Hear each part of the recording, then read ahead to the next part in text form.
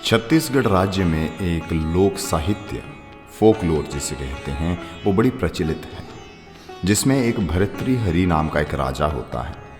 वो बड़ा ही पोएटिक और रोमांटिक किस्म का व्यक्ति रहता है। तो उसका छोटा भाई होता है, वो कहता है कि जिस रानी से आप प्यार करते हैं शायद उसका दिल किसी और पर आया हुआ है। इस बात से वो क्रोधित होता है और उसे राज्य से बाहर भेज देता है। तो जब राज्य छोड़कर वो जा रहा होता है तो एक राज्य का शुभ चिंतक जो राजा के करीब होता है वो उस भाई से पूछता है कि क्या कारण है जो तुम्हें बाहर निकाला गया है। तो वो कहता है कि इन कारणों से मेरे भाई ने मुझे बाहर निकाल दिया है। चूंकि वो शुभ चिंतक होता है तो वो इस बात को गहराई से लेता है और पता करने की कोशिश करता है कि क्या ये बात सही है। अगर सही है तो ये राज्य के लिए ठीक नहीं है। तब वो शुभ चिंतक एक ब्राह्मण को कहता है कि जाओ और कुछ करो ऐसा कि पता चल सके कि ये बात सच है। तो ब्राह्मण एक फल जो है वो भेंट में देता है राजा। तो वो कहता है कि ये फल कोई आम फल नहीं है, ये बहुमंत्रों से जपा हुआ फल है। जो भी इसे खाएगा वो हमेशा जवान रहेगा। तो वो राजा बहुत प्रसन्न होता है।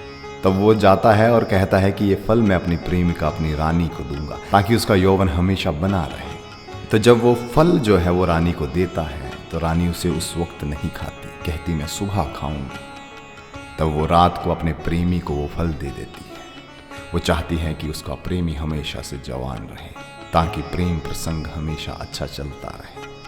तो होता यूं है कि जब वो फल जो है वो अपने प्रेमी को देती है तो वो प्रेमी उस वक्त उस फल को नहीं खाता, वो और आगे जाकर किसी और को देता है। ऐसे आगे आगे जाते जाते एक दासी तक वो फल पहुंचता है और वो दासी जो राजा से प्रेम करती है वो फल राजा को दे देती है। वो जो दिन रात उसके बारे में सोचता था वो स्त्री उससे प्रेम नहीं करती थी, वो किसी और पर मोहित थी।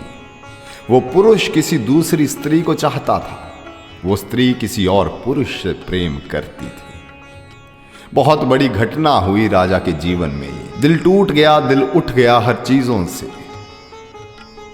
ये फोकलोर कहती है कि तब उस राजा ने बाद में चलकर श्रृंगार शतक की रचना की, नीति शतक की रचना की और बाद में वैराग्य शतक की रचना की।